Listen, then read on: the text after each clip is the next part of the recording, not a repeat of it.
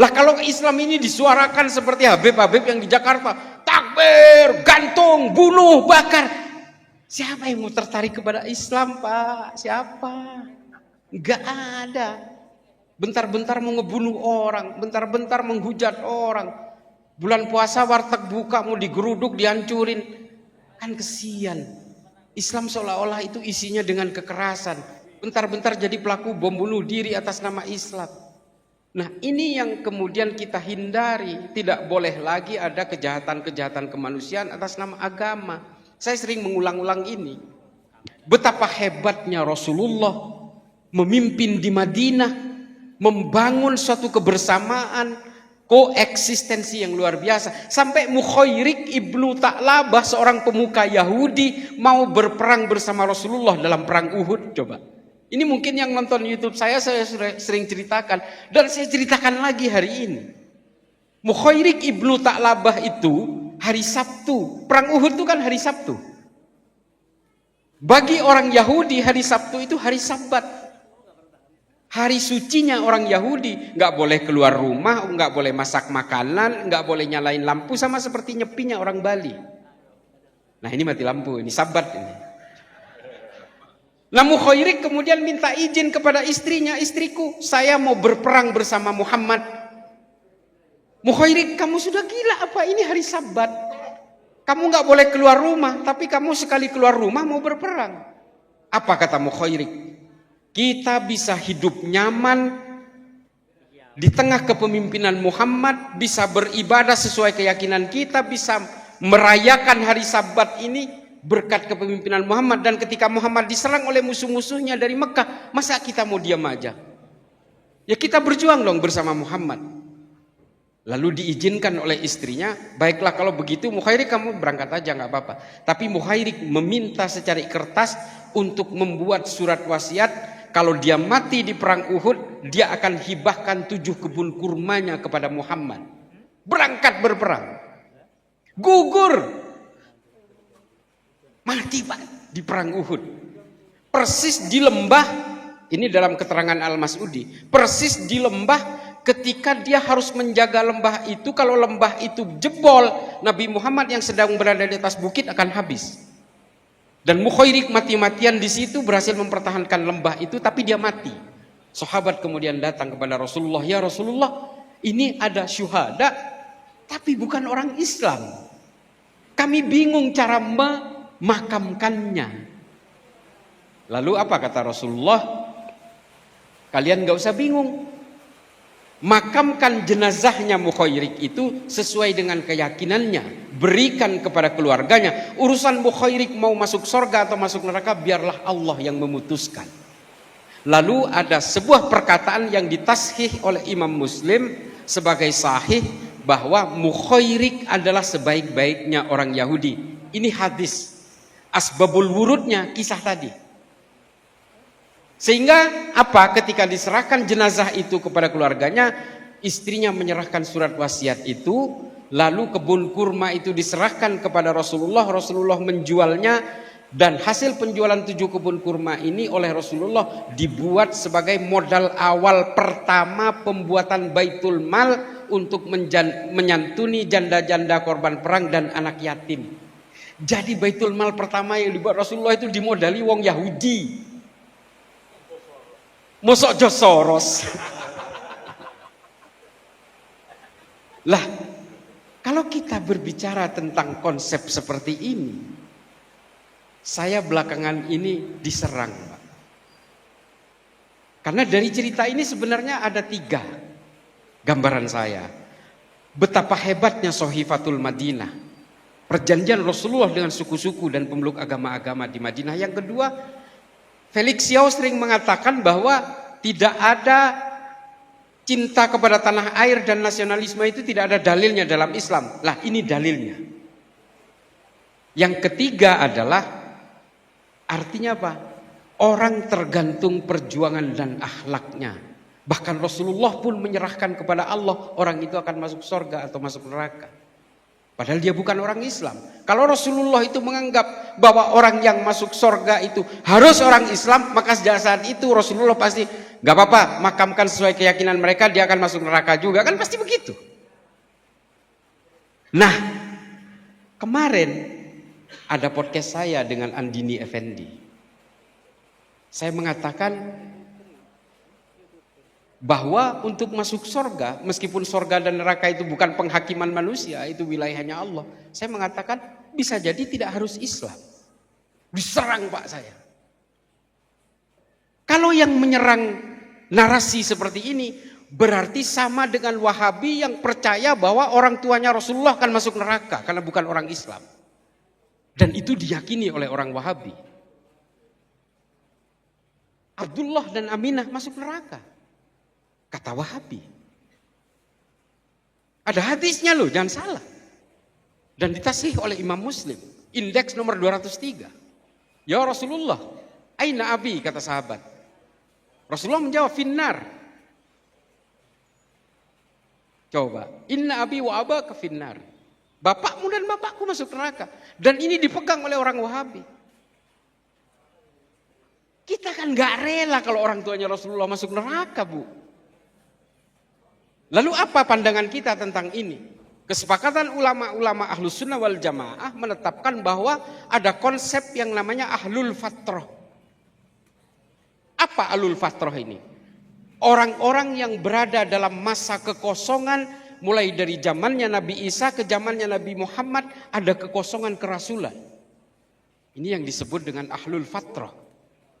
Dan menurut ulama-ulama masyhur Ahlus Sunnah wal Jamaah, orang-orang yang berada dalam masa Ahlul Fatrah ini bisa jadi sesuai dengan akhlak dan perjuangannya terhadap manusia, dia bisa masuk surga. Saya berpegangan ke situ. Sehingga saya meyakini bahwa orang tuanya Rasulullah masuk surga. Coba, meskipun ada hadisnya, tapi saya lawan dengan konsep Ahlul Fatrah ini. Karena mereka kan gak ada yang tahu. Ini kan masa kekosongan 700 tahun. Ini jawaban klarifikasi saya terhadap konsep itu. Yang kedua adalah ada kisah juga. Ada ustadz guru ngaji di Lembang, di Bandung Barat. Menghamili 9 santrinya. 2022 kejadian, sekarang lagi di penjara. Masa kita mau satu surga dengan dia karena dia Islam? Akhlaknya udah jelas-jelas bejat seperti ini. Lalu kita bandingkan, saya di dalam podcast itu menggambarkan Thomas Alva Edison yang menciptakan lampu ini loh. Ini bukan orang Islam loh. Tapi dia menerangi Masjidil Haram, menerangi masjid, menerangi orang ngaji, menerangi daurah-daurah, menerangi pengajian, menerangi alam bumi ini sampai hari ini. Bisa jadi dia tidak kenal Islam. Dia berdiri dengan keyakinannya sebagai orang Kristen. Adilkah kita kalau dia kemudian kita pastikan masuk neraka? Memang Allah semua yang akan memutuskan. Tapi berkahnya Thomas Alva Edison ini kan, ini menerangi orang wudhu, orang sholat. Sampai sekarang orang ngaji juga kalau nggak ada lampunya kan gimana? Belum kita bicara penemu pesawat terbang. Gila, ke Mekah 9 jam. Dulu kakek saya ke Mekah itu naik haji, naik kapal laut itu 9 bulan. Coba, Oliver and Wilbur Wright brothers, bersaudara yang menemukan pesawat. Ini kita tidak berbicara tentang keimanan, tapi bagaimana peradaban manusia berempati terhadap kemanusiaan. Khairun nas anfa'uhum linnas. Agak berapi-api saya. Karena bagaimanapun Pak, manusia penghormatannya itu diukur dari akhlaknya. Mau Habibnya, tapi akhlaknya bejat, ya bajingan aja. Saya sering ngomong begitu. Tapi petani, akhlaknya bagus, ilmunya luar biasa. Ya Allah, saya cium bolak-balik. Karena akhlak nggak ada. Rasulullah itu memang hanya menanamkan itu. Jadi Bapak Ibu sekalian, ada satu tulisan, mungkin ini adalah bagian akhir-akhir ya. Selain ilmu pengetahuan, kemudian akhlak yang bisa memajukan Islam ini. Politik. Terpaksa saya ngomong politik meskipun tidak mau ngomong politik Indonesia. Lagi terlapor, aduh susah banget. Susah berat. Ya karena kalau jauhnya Mbak Yai Marzuki tadi, ya karena sampean suruh ngerem itu, jangan terlalu berani. Ya gimana? Kita kan nggak bisa direm juga kadang-kadang. Jadi berpolitik itu kata Imam Ghazali, tujuannya adalah supaya bisa mengawal produk-produk politik ini tidak keluar dari maqasidus syariah. Orang Kristen juga. Kita boleh berpolitik, tapi jangan kemudian dengan berpolitik kemudian kita membawa atribusi agama sedemikian rupa lalu kemudian seolah-olah cara berpolitik kita itu agama. Ini pernah dialami oleh PKS. Ini mohon maaf kalau ada PKS di sini, mohon maaf Prof Yai. Kan dari dulu kampanyenya itu ini untuk Islam, kejayaan Islam dan seterusnya. Ternyata setelah korupsi daging sapi kan akhirnya jadi repot. Seolah-olah Islam itu juga korupsi daging sapi gitu. Jangan kemudian melekatkan atribusi keagamaan itu dalam gerakan-gerakan politik. Sama seperti yang saya katakan perang salib.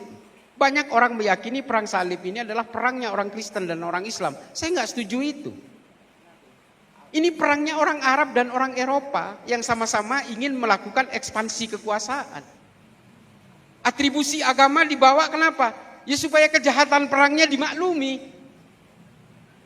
Supaya kejahatannya terlihat terhormat. Sama seperti teroris. Allahu Akbar, meledakkan diri, blang. Membunuh orang lain. Supaya apa? Supaya kejahatannya terlihat terhormat. Padahal membunuh orang.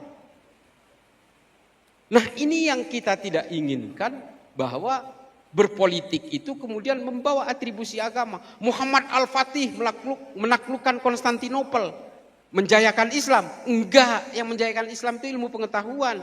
Konstantinopel itu ditaklukkan oleh Utsmani untuk ekspansi kekuasaan politik.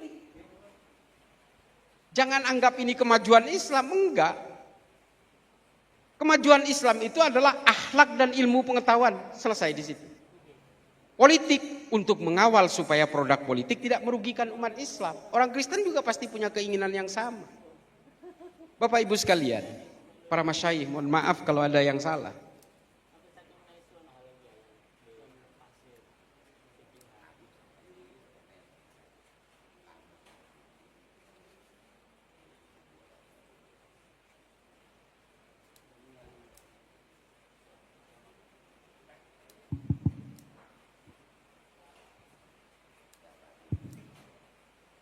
Saya sebagai orang Islam, Bapak Ibu sekalian, saya menganggap hanya agama saya yang paling benar. Udah pasti. Saya tidak menganggap semua agama itu benar. Tapi yang menyatukan dari semua agama-agama itu adalah soal kemanusiaan. Saya meyakini al-insaniyah qabla tadayyun. Tapi kan untuk menyatakan bahwa agama saya yang paling benar kan saya tidak harus menyalah-nyalahkan dan menjelek-jelekan agama orang lain. Untuk menyatakan bahwa istri saya cantik, saya tidak harus menjelek-jelekan istrinya Mbah Yai Marzuki Mustamar. Kan ngoten Yai? Enggak harus. Tidak akan mengurangi kadar kecantikannya. Dengan menjelek-jelekan agama orang lain, tidak akan mengangkat juga. Kita meyakini itu. Saya yakin, sampai mati saya tetap meyakini hanya agama Islam yang benar. Dan demikian juga mungkin penganut agama Kristen. Dan mungkin juga penganut agama Hindu, Buddha dan seterusnya. Tapi ketika agama dijadikan sebagai kendaraan untuk membinasakan orang lain yang berbeda. Seperti orang-orang Wahabi, mengkafir-kafirkan, membid'ah-bid'ahkan dan seterusnya. Maka kemudian yang terjadi adalah instabilitas. Kita saling membenci dan seterusnya. Di Kristen apakah ada teroris? Ada banyak. Orang-orang yang menghajar orang Islam dan orang Kristen di India itu adalah kelompok teroris Hindu, namanya Sivsena, Hindutva, Bharatiya Janata. 3 unsur ini. Yang mempersekusi orang Rohingya dan bunuh-bunuhin orang Islam Rohingya di Myanmar, itu orang Buddha, Bu, mengaku beragama Buddha. Namanya Asin Wiratu. Di Kristen ada. Oh, BM. Di Kristen ada. The Army of Christ. Di Amerika itu ada White Supremacy, ada Ku Klux Klan. Banyak sekali. Orang Katolik ada. Jadi Kalau agama ini berkutat dengan berbagai kepentingan-kepentingan wilayah dan politik, ya pada akhirnya isinya adalah perang-perang dan pembunuhan-pembunuhan. Itu yang dijejalkan kepada umat Islam oleh orang-orang barat hari ini, sehingga kita mudah terpengaruh. Coba bayangkan, Syekh Rizal anak Trenggalek, juara pertama, juara 1 astronomi tingkat dunia di Ukraina, SMA. Sehingga diterima di UNER tanpa tes, saking pinternya nih anak. Salah guru, salah ustadz ketika di UNER. Ketika ISIS mendeklarasikan khilafah Abu Bakar al-Baghdadi di Irak, berangkat dia bergabung. Karena dia meyakini bahwa ISIS itulah pemimpin dunia. Hilang keluarganya, hilang jejak Syekh Rizal. Kebetulan kalau nggak salah keluarganya pengurus Muhammadiyah di sana. Bukan NU, bukan. NU aman. Nah, dia kehilangan kontak. Syekh Rizal berangkat berperang bersama ISIS. Tahun 2018 dia mengirimkan ke salah satu temannya fotonya, kakinya udah buntung sebelah. Karena ledakan bom di Mosul di Irak. Tahun 2023 kemarin ada kabar dia ada di Libya. Saya mencari ke sana ingin menyelamatkan anak ini. Karena katanya pertempuran terakhir ISIS dan pasukan Kurdi di Raqqa terakhir, dia berhasil kabur ke Libya untuk pergi ke Mali. Lewat jalur laut ditangkap oleh angkatan laut Libya dan dipenjara di Benghazi namanya. Saya datang ke Benghazi. Saya ingin menyelamatkan orang pintar ini. Jangan sampai dia betul-betul semakin kelam. Tapi ternyata dia sudah terbunuh di Raqqa. Karena kakinya buntung dia nggak bisa ngejar truk terakhir. Sehingga ketika dia tertinggal oleh truk yang harusnya membawa kabur mereka ini, dia ditebas-tebas oleh pasukan Kurdi di belakang truk itu. Selesai. Orang pinter, Bu. Jadi tolong dijaga anak-anak kita supaya diberikan pemahaman bahwa agama ini tidak pernah mengajarkan kekerasan. Hanya tafsir-tafsirnya yang kemudian dibengkokkan supaya apa? Supaya kejahatannya terlihat terhormat itu tadi.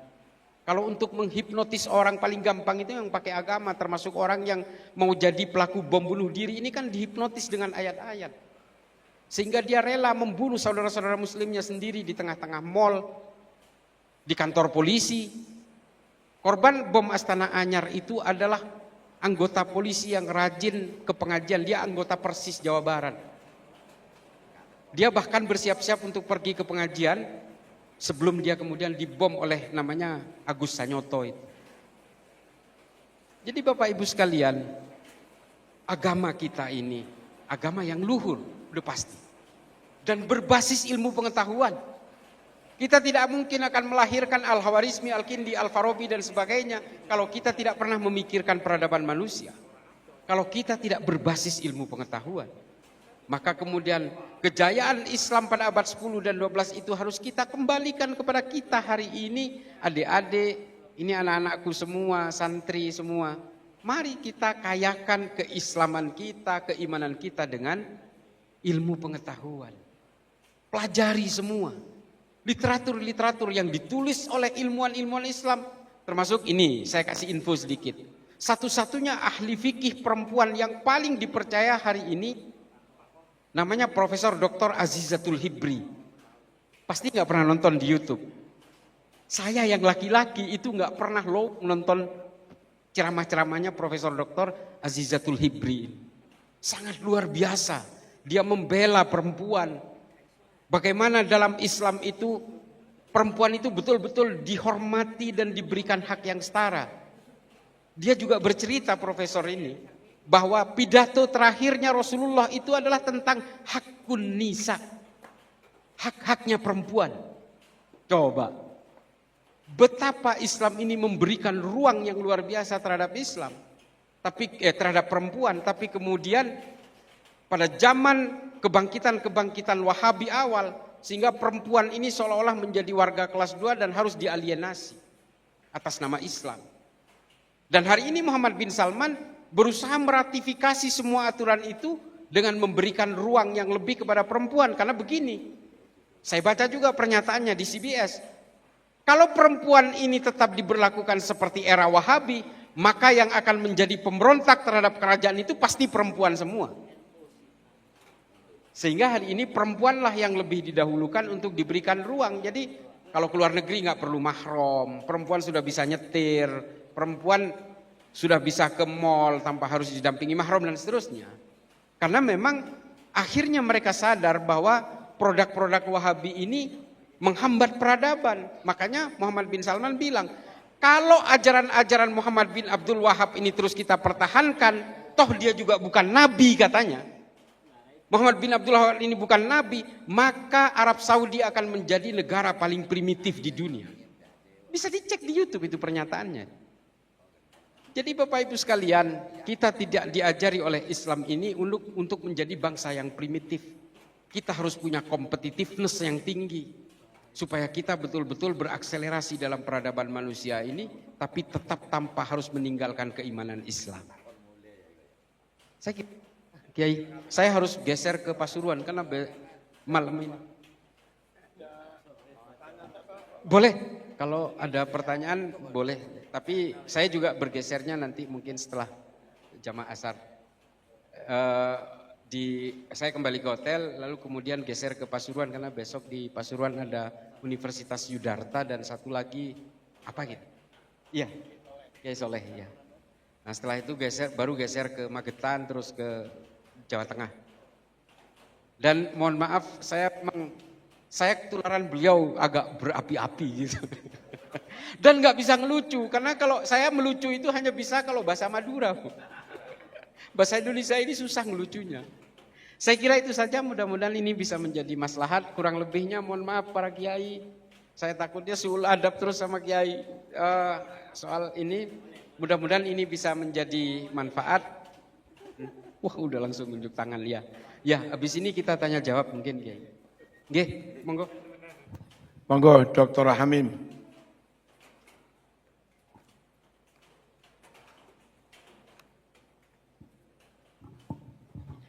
Assalamualaikum warahmatullahi wabarakatuh. Matur suwun, matur segalangkong. Gus, yang kami tanyakan, kami itu santri, terutama santrinya Abah Yai, santri Pondok Gasek itu sangat selain mengagumi beliau juga mengagumi jenengan karena keluasan ilmu. Nah, bagi kami rekomendasi buku yang bisa kami baca untuk bisa mengikuti jejak panjenengan. Rekomendasi buku yang untuk kami baca sebagai santri. Terima kasih.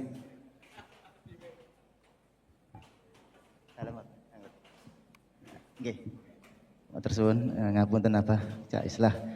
Langsung mawon saya terkesima dengan cerita panjenengan tentang negara Iran yang mana mereka paham agama dan juga berpengetahuan luas.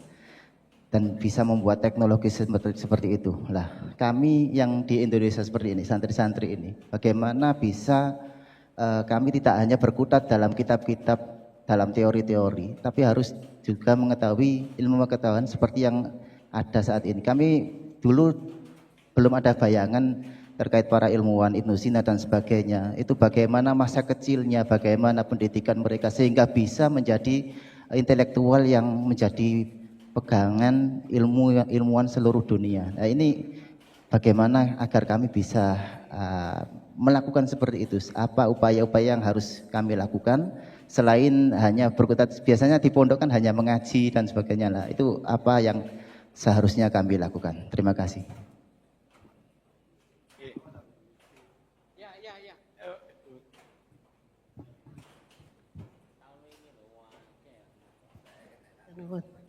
Assalamualaikum warahmatullahi wabarakatuh. Saya mengamati juga sering mendengarkan, melihat YouTube-nya.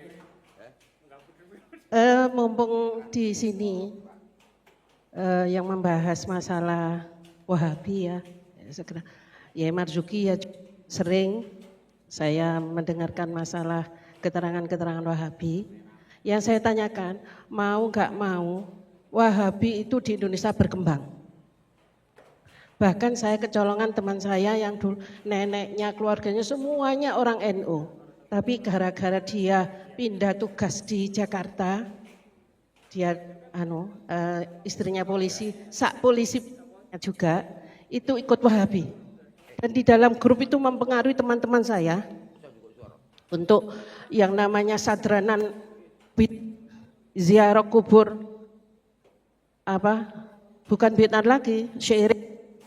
Itu sebagian teman itu ada yang goyah, selamatan yang mau Ramadan. Saya di situ mempertahankan alasan argumen, saya keluarkan argumen, tapi dianggap teman-teman itu bertengkar. Lah yang cuma saya tanyakan, saya bergerak di lapangan. Untuk yang seperti ini gimana Gus? Terus apalagi saya juga aktif di organisasi yang baru saja berkembang, yang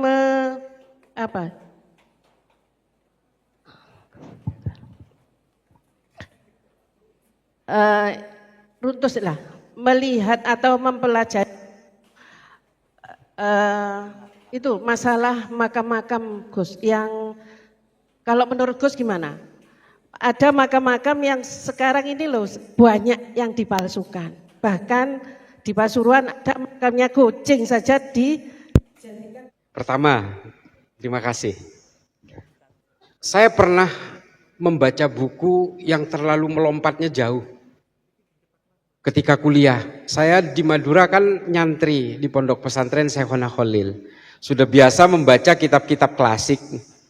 Kitab-kitab ya mungkin ya sehebat-hebatnya ketika itu ya hikam lah gitu. Ketika di Madura itu. Tapi ketika kuliah ke Jakarta, senior saya memberikan ma'alim fitorik Sayyid Qutub.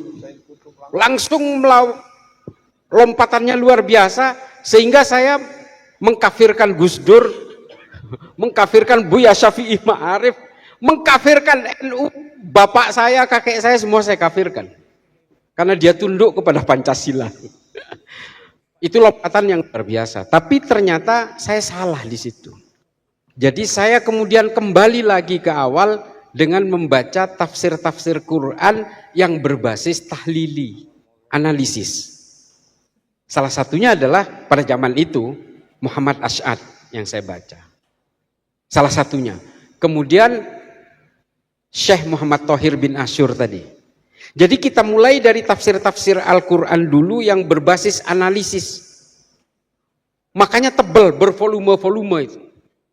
Tebelnya luar biasa memang. Tapi kita harus betul-betul mencari analisisnya, diagnosisnya dengan tepat.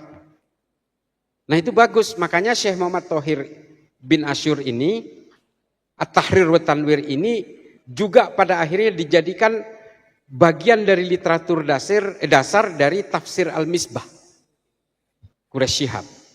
Itu sebenarnya hampir semuanya didominasi oleh At-Tahrir wa Tanwir. Karena tahlilinya luar biasa analisisnya. Nah dari situ baru kita bisa memahami tentang konsep-konsep tafsir. Nah ini nanti jawabannya ke Ibu soal ini, soal tafsir ini. Nah itu yang menurut saya harus dibaca lebih awal dulu. Baru kemudian berkembang, ujungnya nanti filsafat. Jangan filsafat dulu, nanti sampean jadi ateis. Saya belajar filsafat itu di terakhir. Hanya untuk memperkuat nilai-nilai keimanan. Dari logika dasar berpikir dan proses kognitif namanya. Baru nanti saya belajar tentang Foucault, tentang Rousseau dan seterusnya. Bicara tentang filsafatnya Marx itu udah enteng semua. Baca buku Das Kapital nggak ngaruh. Baca Zarathustranya Nietzsche udah nggak ngaruh. Kenapa? Kita sudah baca Ihya Ulumuddin, kita sudah baca Hikam, kita sudah baca Tahafud Al-Falasifah, kita sudah baca Tahafud At-Tahafud. Jadi kita udah punya modal dasar untuk bisa menggambarkan bagaimana keilmuan yang betul-betul memegang tauhid dan akidah. Aman jadinya. Kalau tidak, kita bisa jadi kebablasan. Jadi begitu sih kalau saya. Yang kedua, ya termasuk kalau saya sih konsepnya membaca. Karena saya membaca sejak kecil. Saya sebelum sekolah SD udah bisa baca tulis. Dan saya udah bisa baca Quran sebelum SD. Jadi masih umur 5 tahun saya udah bisa baca tulis, sehingga saya udah hobi baca gitu.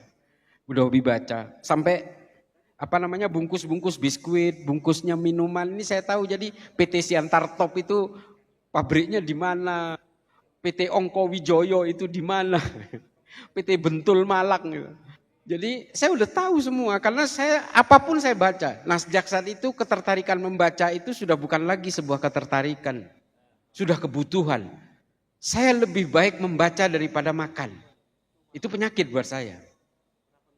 Jadi kalau nelpon saya jangan jam 7 pagi, saya pasti tidur. Kalau mau nelpon saya jam 1. Karena saya tidurnya habis subuh. Karena dari jam 12 sampai subuh itu saya baca. Pasti baca. 2.000-2.500 halaman per bulan. Apa enggak mumet? Tapi ini bukan buat gaya-gayaan. Ini kebutuhan sudah. Karena kalau saya enggak baca, enggak bisa tidur. Dan badan saya gemuk. Kalau enggak tinggal tulang. Jadi kalau mau diet ya enggak usah baca. Tapi ini enggak bisa memang. Ini yang mendampingi saya dari Jakarta tahu. Saya sepanjang perjalanan itu ya baca. Buku saya numpuk di mobil ini. Jadi itu yang bisa menurut saya keilmuan-keilmuan di dalam Islam ini memang harus diperkaya dengan literatur.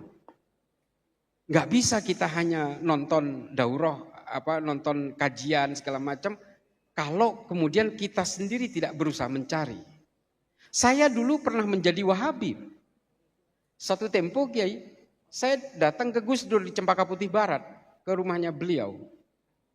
Beliau tanya, kamu Islah dari mana? Saya dari Madura, Gus. Oh, berarti kamu NU. Itu kamu jadi Islam, jadi NU karena kamu lahir di Madura. Orang tua kamu kan udah Islam kan? Iya. Kalau kamu lahir di Bali, kamu itu Hindu katanya. Makanya kamu nggak usah menghakimi orang dari ini, karena semua agama yang dipeluk manusia hari ini itu tergantung dari takdir kelahirannya katanya. Kita ini kan semua mewarisi agama orang tua kita. Kecuali nanti baru dapat hidayah atau dapat pembelajaran, baru dia pindah agama katanya. Jadi nggak usah gaya-gayaan. Mentang-mentang kamu Islam seolah-olah yang lain itu kafir semua, kata Gus Dur waktu itu. Dari situ kemudian saya berpikir, wah ini luar biasa ini. Nah saya cari tahu, gurunya Gus Dur ini siapa? Oh ternyata banyak dipengaruhi oleh pemikirannya Fazlur Rahman. Ini saya semester 2 kuliah. Dari situ saya mencari buku-bukunya Fazlur Rahman. Fazlur Rahman catatan kakinya apa, indeksnya apa. Kemudian dia cari, banyak sekali tulisan-tulisan di situ termasuk dari pemikiran-pemikirannya berbagai pemikir Renaissance segala macam. Saya cari buku-bukunya, literaturnya sampai akhirnya saya ketemu dengan Abul A'la Al-Ma'arri itu di situ.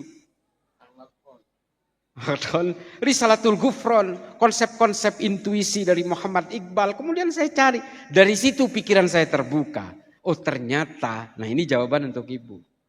Soal tafsir-tafsir ini tidak boleh kemudian kita anggap yang paling benar. Orang-orang yang terpapar Wahabi karena meyakini bahwa itulah yang paling benar dan sumber kebenaran dan satu-satunya kebenaran, sehingga dia merasa eksklusif dan dia tidak mau terhadap perbedaan. Orang seperti kita ketika dia meyakini bahwa ziarah kubur itu haram, kita yang berziarah kubur kemudian dihakimi bid'ah dan cenderung dikafirkan. Hakimiyah dan takfiriyah ini muncul ketika kita menjadi manusia yang paling. Nah ini Ibnu Rushd nih. Penyakitnya manusia itu adalah merasa paling. Paling pinter, paling kaya, paling alim. Oh penyakit sedoyo nih. Ini semuanya penyakit kata Ibnu Rushd. Nah, merasa paling ini penyakitnya orang Wahabi karena dia merasa paling benar. Dia merasa yang paling mewarisi Rasulullah ajarannya. Padahal semua ini tafsir-tafsir. Ini soal tafsir semua. Lah gimana kita tidak berbeda? Pemberontakan-pemberontakan tafsir dan pemikiran itu terjadi di dalam Islam. Makanya sampai ada 4 mazhab ahli fikih itu. Padahal ini dari dari guru ke murid. Dari guru ke murid lagi. Artinya begini. Imam Maliki melakukan pemberontakan terhadap fikihnya Imam Hanafi. Imam Maliki kemudian dianggap ketinggalan oleh Imam Syafi'i. Imam Syafi'i membuat pemberontakan terhadap Imam Maliki. Muncullah mazhab Syafi'i. Ya, mazhab Syafi'i dianggap, oh ini mazhab Syafi'i ini nggak benar ini. Kita harus perbaiki ini. Diperbaiki oleh Imam Hambali. Ini kan pemberontakan pemikiran sesuai dengan zamannya. Ada satu hal yang kadang-kadang tidak dipahami oleh teman-teman Wahabi ini. Saudara-saudara kita yang Wahabi Salafi ini. Bahwa di dalam Islam itu tafsir-tafsir tidak bisa dihindari. Ada thawabit, ada mutaghayyirat. Ruang perdebatan tafsir ada di mutaghayyirat. Thawabit nggak bisa dirubah. Sholat 5 waktu, mau dirubah gimana ini thawabit? Tapi ruang mutaghayyiratnya di mana? Di jamak takhirnya, di jamak takdimnya, ada di kosornya, ada di soal jaraknya. Yang bisa dijamak itu 60 kilo, 70 kilo, 100 kilo. Ini ruang mutaghayyirat yang tidak bisa dihindari. Nah, teman-teman Wahabi menganggap semua yang diyakini dia itu thawabit semua.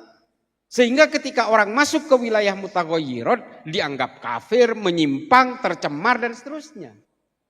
Itu Bu. Ini pengertian kalau membedah cara berpikirnya orang-orang Wahabi Salafi itu. Ruang mutaghayyirat tidak bisa dihindari, sesama NU aja kadang-kadang berbeda, makanya ada batul masail.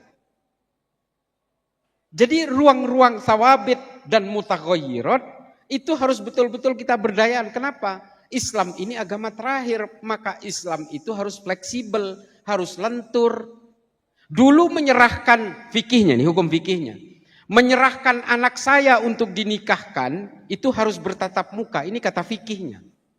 Jadi kalau lewat telepon nggak boleh Bu.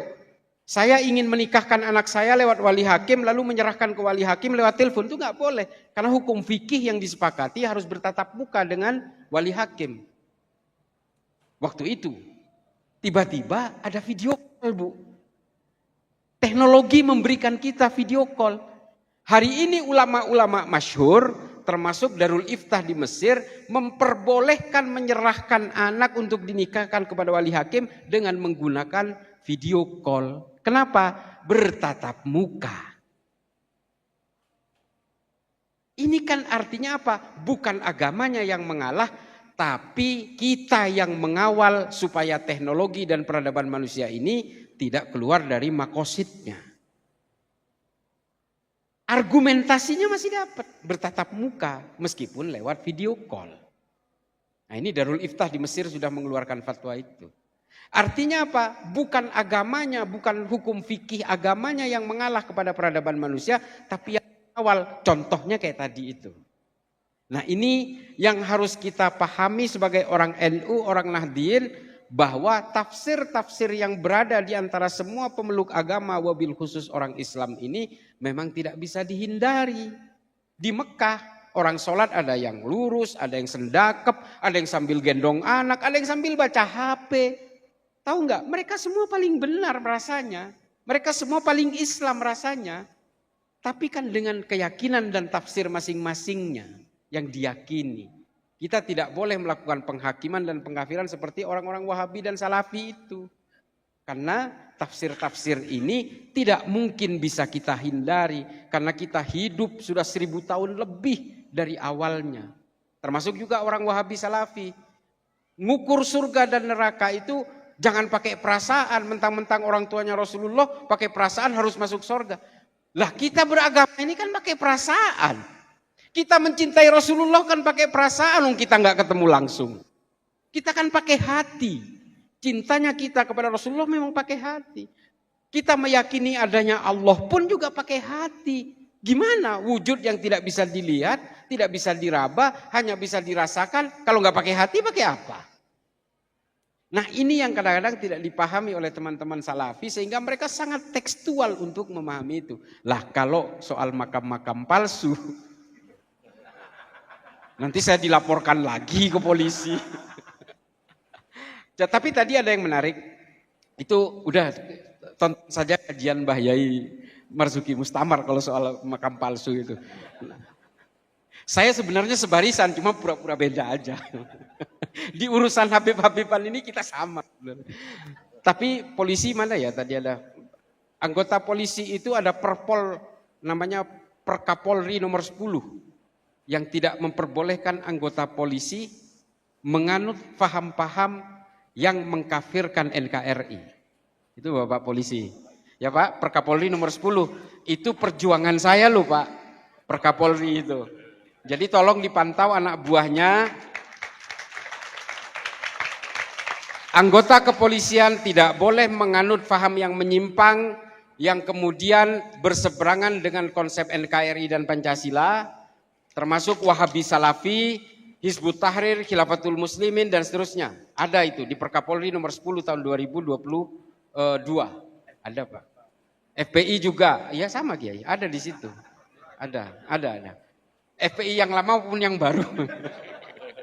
Jadi itu ya Pak, tolong dipantau. Ini pekerjaan saya tenaga ahli di Mabes Polri Pak. Jadi saya juga ikut memantau, nanti tolong dipantau anak-anak buah jangan sampai terpapar. Karena kalau nanti Pak, kalau nanti ini doktrin itu akhirnya dipahami, pada akhirnya mereka punya senjata. Sama seperti Somalia, yang menjadi Al-Shabaab, menjadi pemberontak di Somalia hari ini itu adalah tentara dan polisi Pak. Dan mereka punya senjata, sehingga akhirnya apa? Mereka memberontak ke pemerintahnya, sampai sekarang Somalia itu setengahnya dikuasai pemberontak, setengahnya dikuasai pemerintah. Padahal dua-duanya Wahabi semua itu. Jadi saya kira itu saja. Ada pertanyaan lagi sebelum ini? Sebelum ada? Oh. Assalamualaikum warahmatullahi wabarakatuh. Tadi Gus Islam menyampaikan membaca bukunya siapa itu, hoax siapa yang tidak mempercayai Allah, mereka berdasarkan data dan logika kautum. Ya. Adakah dari teman-teman Gus Islam atau yang sudah keilmuan sudah luar biasa menandingi atau mengkonter buku itu? Atau melalui diskusi-diskusi untuk mengkonter itu, karena Gus Islam tadi juga menyampaikan kalau di santri-santri membaca separuh saja bisa murtad. Adakah untuk pembandingnya atau mengonter itu, matur nuwun? Yang buku yang mana tadi? Apa? Oh, Stephen Hawking. Saya sedang menulis buku itu sebenarnya. Ingin melakukan kontra narasi terhadap bukunya Stephen Hawking, tapi mohon maaf sekali lagi, ternyata literatur kita sangat kering tentang itu. Satu-satunya yang menurut saya sangat dalam berdasarkan Al-Quran dan proses-proses analisis dari ayat-ayat di Al-Ankabut dan Al-Hud hanya At-Tahrir wa Tanwir. Selebihnya nggak ada. Ini adalah keterbatasan sendiri. Makanya dalam beberapa 1 tahun terakhir kemarin saya mencari literatur itu sampai ke Skotlandia. Saya dengar di Skotlandia itu pernah ada bedah kajian analisis di University of Edinburgh di Skotlandia tentang konsep kosmik dan astronomi dalam pandangan Islam berdasarkan Al-Quran. Saya cari literaturnya ke sana, alhamdulillah dapat, tapi ternyata yang dikutip juga tafsirnya dari Syekh Asur juga. Memang agak kering, karena saya berharap adik-adik sekalian, terutama dari kajian tafsir hadis di UIN, mudah-mudahan di sini ada teman-teman dari UIN. Dari UIN tadi ada kalau nggak salah. Jadi dari kajian adik-adik mahasiswa mudah-mudahan bisa menemukan, bisa mengeksplorasi tentang teori-teori Genesis. Injil jauh lebih kering lagi. Teori penciptaan alam semesta dan manusia itu hanya ada di dalam 1 surat saja di Genesis, penciptaan. Di Injil, di Bible. Di Hindu Buddha malah lebih nggak ada lagi. Dia semuanya konsep-konsepnya pasifisme namanya. Konsep-konsepnya mengembalikan ke Tuhan semua, jadi nggak bisa dijadikan alat bantah. Kalau dikembalikan kepada Tuhan, ya pasti nggak bisa bantah. Artinya buat mereka, orang mereka itu sudah nggak percaya Tuhan, gimana? Nah ini saya sedang berusaha mencari literatur, insya Allah nanti kira-kira bulan Oktober saya akan ke Kyoto, ke University of Kyoto di Jepang, untuk mencari ini, karena katanya ada. Katanya, itu juga belum tahu kita. Kemarin saya ke London juga bertemu dengan salah satu saintis astronomi dan juga ahli pemetaan bumi di King's College. Ketemu di sana, menurut saya dangkal juga. Jadi ya memang literaturnya memang sangat kering sekali kita tentang bagaimana kosmik. Bagaimana penciptaan alam semesta. Kalau bicara astronomi, jarak bulan dan matahari, peredaran bulan, matahari, istiwa, menentukan waktu, ilmu-ilmu falak dan seterusnya. Ini kita banyak. Tapi bagaimana proses alam semesta ini bekerja dan tercipta, kita sangat kering. Bagaimana Bima Sakti dan Andromeda, bagaimana Milky Way dan seterusnya, bagaimana black hole, bagaimana pusat gravitasi. Kita nggak ada karena kita memang kering sekali untuk menekuni itu. Kenapa? Ya karena kita lalai dengan ilmu pengetahuan. Jadi ya mudah-mudahan di Sabilur Rasyid ini nanti bisa menciptakan adik-adik kita yang menjadi magnum opus generasi berikutnya. Karena kalau kita tidak jaga Islam ini lewat ilmu pengetahuan maupun akhlak, maka kita akan tergerus pelan-pelan oleh pemikiran-pemikiran yang post-truth, postmodernism, yang tidak menutup kemungkinan pada akhirnya kita semua akan menjadi orang-orang yang tidak berkeimanan. Hanya muncul di KTP, muncul di dalam identitas-identitas, tapi sebenarnya kita tidak punya konsep ketuhanan sama sekali. Nah ini yang kita khawatirkan. Kita kan ingin sampai hari kiamat Islam ini tetap hidup, guyup, dan tetap menjadi diaspora dalam berbagai konsep pemikiran dasar manusia. Ya, saya kira itu saja. Mudah-mudahan ini sambil doakan mudah-mudahan buku saya cepat selesai. Tapi ya berat juga karena literaturnya sangat kering sekali. Tapi ya kita akan terus berusaha. Target saya 2027 seharusnya sudah terbit. Dan ada penerbit yang sudah mau mencetak, menerbitkan dan mendistribusikan. Ya mudah-mudahan nanti kajian-kajian sebelum diterbitkan akan kita lakukan, mungkin termasuk juga di Pondok Pesantren Mriki, Kiai. Jadi nanti supaya akademisi kumpul di sini dan kita membahasnya. Saya kira itu saja, mudah-mudahan menjadi maslahat bagi semuanya. Mohon maaf saya harus bergeser ke tempat lain. Mudah-mudahan ini semua bisa menjadi teguran bagi saya kalau terjadi kesalahan, karena saya sebenarnya jangan terlalu percaya saya ini fakir ilmu, cuma sok tahu aja. Biasa Madura kan kayak gitu. Wallahul muwaffiq ila aqwamit thoriq. Wassalamualaikum warahmatullahi taala wabarakatuh.